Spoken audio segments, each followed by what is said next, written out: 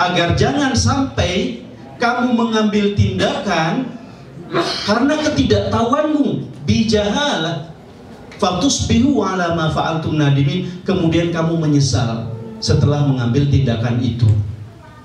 Ya.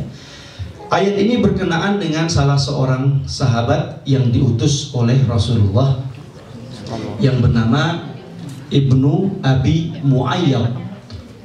Kalau dilihat dari asbabun nuzulnya, ya, dilihat dari sebab turunnya ayat ini, jadi si Ibnu Abi Muayyad ini diutus oleh Rasulullah untuk datang ke kaum Bani Mustalik untuk menanyakan zakat mereka. Jadi kan zakat itu kan kekuatan finansial, ya. Zakat itu adalah kekuatan finansial. Dulu kan belum ada sistem pajak seperti sekarang, potong gaji, ya, untuk uang pensiun dan sebagainya, kan dulu belum ada. Jadi ya diambil dari zakat itu dari masing-masing orang. Rasul meminta Ibnu Abi Mustalik, Ibnu Abi Muayyad ini untuk datang kepada kaum Bani Mustalik, ambil zakat dari mereka. Ibnu Abi Muayyad ini waktu sebelum masuk Islam punya masalah sama Bani Mustalik. Di tengah jalan dia bilang, Rasul minta zakat kamu. Oh ya, mereka terima. Kemudian dikasih zakatnya untuk disampaikan ke Rasulullah. Ternyata Ibnu Abi Muayyad ini balik ke Rasulullah, dia bilang, ya Rasulullah, Bani Mustalik itu nggak mau ngasih zakat, dan mereka nggak mau mengakui mereka tetap Islam. Nah, mendengar itu kan Rasulullah marah, ya. Tapi Rasulullah karena mendapatkan firman dari Allah, firmannya bunyinya ini, fatabayyanu, dicek lebih dahulu. Kemudian Rasul mengutus sahabat yang lain lalu mengecek kebenaran berita dari Ibnu Abi Muayyad tadi. Ternyata Ibnu Abi Muayyad itulah yang bohong, ya, dialah yang bohong. Nah, kita juga bisa kita aplikasikan dalam kehidupan kita sehari-hari. Misalnya ada teman kita yang bercerita tentang sesuatu, ya, kita tahu orang itu sedikit bermasalah. Maksudnya apa masalahnya? Nggak bisa ngerem mulut. Nah, itu kan masalah itu, ya. Semua yang didengar dia sampaikan. Semua kayak menteri informasi, menteri penerangan, ya, kayak kementerian penerangan. Apa yang didengar itu yang disampaikan. Kurang bumbu dia tambah bumbu dikit lagi. Ya. Kalau nggak sesuai dengan dia kurangi bumbunya, kan gitu. Nah, ini berbahaya. Ini namanya bermasalah. Nah, kalau seandainya kita mendengar kabar dari orang yang bermasalah, berarti orang yang bermasalah itu, mohon maaf, fasik. Ya, inja'akum fasik binaba fatabayyan. Apabila seorang fasik membawa kabar berita, cross check dulu. Jangan sampai apa? Fatusbihu ala ma fa'altum nadimin. Jangan sampai kamu menyesal nantinya. Ya, kadang-kadang kan dengki ini ada dalam diri manusia, itu normal, namanya juga manusia. Tapi kalau saya kedengkian itu diberi jalan, lama-kelamaan yang termakan dengki rugi, yang menebarkan kedengkian juga merugi. Dan Allah berpesan kepada kita, jangan sampai kita mengambil tindakan sehingga kita menyesal atas perbuatan yang kita lakukan.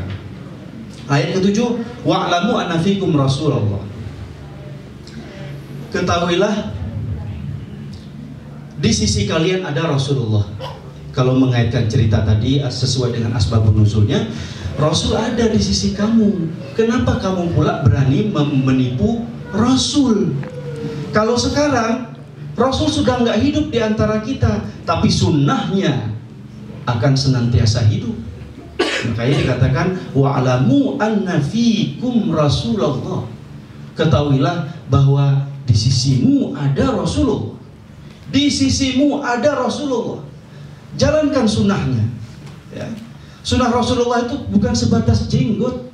Jenggot gampang, ya. 3 minggu nggak dikering, tumbuh panjang, ya, pasti. Apalagi yang wah, ya, ini saya jamin setengah tahun bisa segini, ya. Kalau cuman diklaim jenggot itu sebagai sunnah Rasulullah, Ya akhi, terlalu rendah. Ya. Kenapa tidak kita ambil sunnah Rasulullah itu apa? Tabayyun, cek dan cross check. Kenapa nggak kita ambil sunnah Rasulullah itu sabarnya? Kenapa nggak kita ambil sunnah Rasulullah itu menahan emosinya? Kan Rasul pernah bersabda, mungkin kita semua tahu, ya, apa itu bunyinya? La yu'minu ahadukum hatta takuna hawa nafsihi taba'an lima ji'tu bih. Tidak beriman seseorang di antara kamu sampai dia siap menekan hawa nafsunya sesuai dengan ajaran yang aku bawa. Kalau itu yang kamu contohkan, itulah sunnah Rasulullah. Celana dipancungkan gampang, ya, beli celana potong jadi 7/8, pancung dia, terus bilang itu sunnah Rasulullah. Ya akhi, ya, terlalu rendah pemahamannya tentang sunnah Rasulullah. Ikuti sunnah-sunnah yang lain. Apa maksudnya? Hilangkan takabur, hilangkan kesombongan, hilangkan kita merasa lebih. Ya. Pernah mendengar nggak kalau seandainya imam sebelum sholat, sawu sufufakum fa inna taswiyatas sufuf min tamamis shalah. Lurus dan rapatkan shaf, ya. Ya, ada riwayat yang lain, bahu bertemu bahu, kaki bertemu kaki. Jangan biarkan setan berada di antara kamu, karena rapatnya dan lurusnya shaf itu adalah sempurnanya sholat.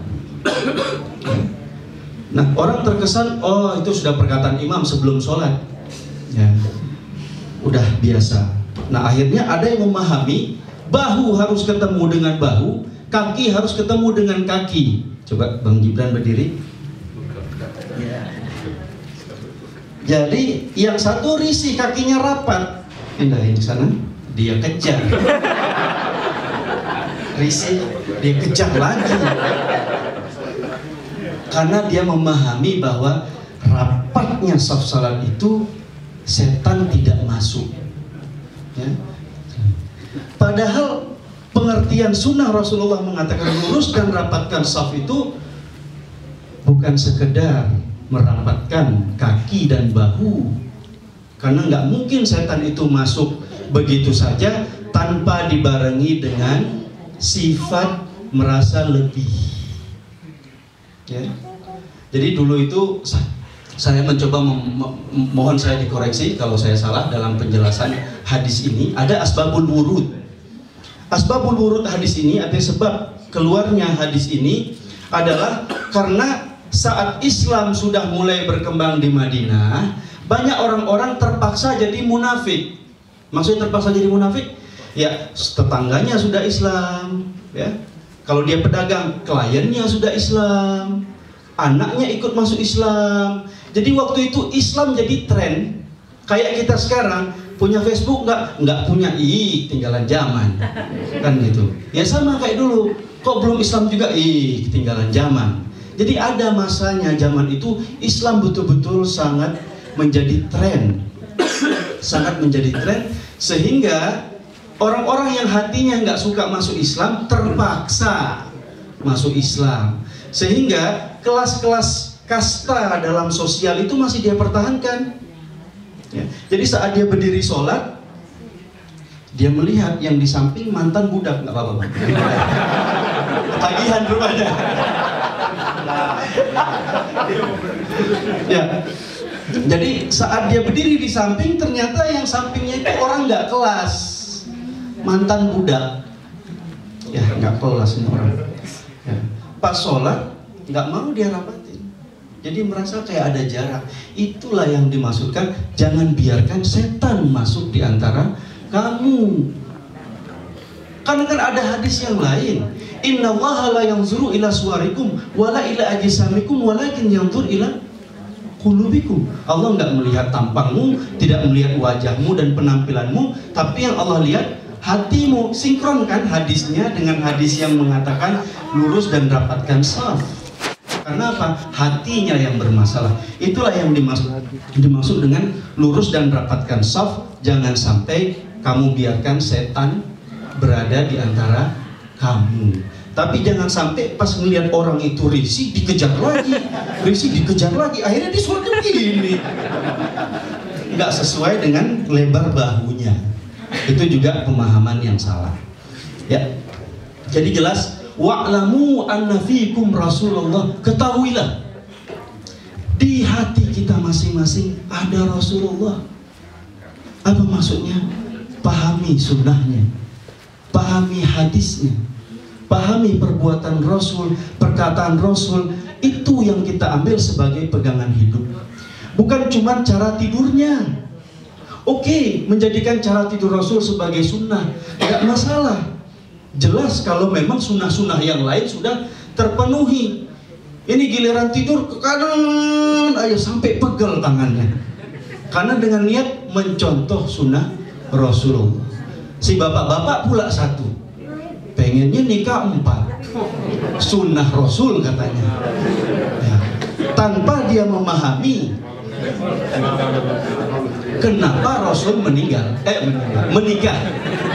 Nah, kalau tadi kesalahan lidah beneran, enggak sengaja. Ya, kenapa Rasul menikah?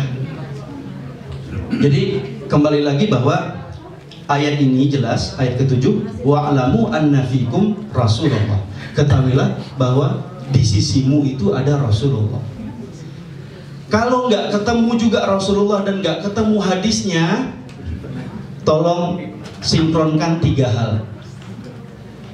Pertama akal, yang kedua hati nurani, yang ketiga kitab suci. Sinkronkan ketiganya, pasti akan benar. Karena mau dalil sebanyak dalil yang kita keluarkan, kalau akal sehat kita nggak bisa nerima, berarti penjelasannya salah.